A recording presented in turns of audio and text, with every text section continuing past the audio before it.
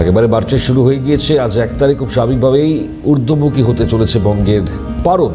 আবহাওয়া শুষ্ক থাকবে, গরম অনুভূত হবে না যদিও বলছে হাওয়া অফিস, তবে আপাতত বৃষ্টির কোনো সম্ভাবনা নেই। যেমনটা আরও জানতে পারা যাচ্ছে, সর্বোচ্চ তাপমাত্রা আজ শহর সহ সংলগ্ন অঞ্চলে 28 ডিগ্রি সেলসিয়াস এবং সর্বনিম্ন তাপমাত্রা 21.8 ডিগ্রি সেলসিয়াস।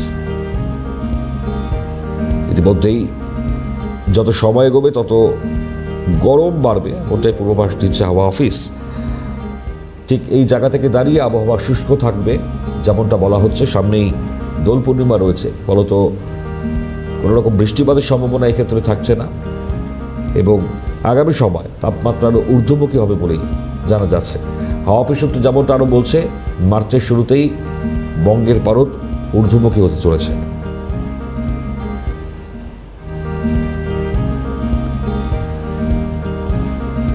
আমাদের সঙ্গে সরাসরি যোগ দিয়েছেন আমাদের প্রতিনিধি মফিজুল ইসলাম। মফিজুলের কাছে চলে যাবো। মফিজুল, সুপ্রভাত জানাই এবং একই সঙ্গে আলিপুর আবহাওয়া দপ্তর কি পূর্বাভাস দিচ্ছে?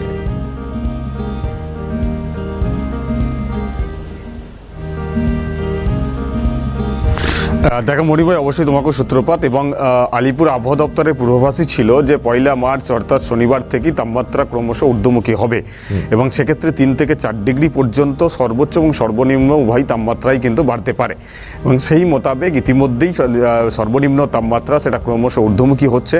21 ডিগ্রির সর্বনিম্ন তাপমাত্রা ইতিমধ্যেই ছাড়িয়ে গিয়েছে 21.8 ডিগ্রি সেলসিয়াস সর্বনিম্ন তাপমাত্রা।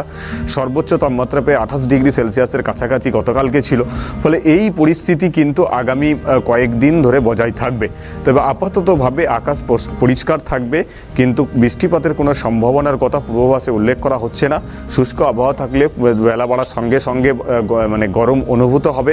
এই পরিস্থিতি আপাততভাবে বজায় থাকছে। দোল পূর্ণিমার আগে পর্যন্ত কিন্তু গরম যথেষ্টই অনুভূত হবে, এমনটাই কিন্তু আবহাওয়াবিদরা তারা পূর্বাভাসে জানিয়েছেন।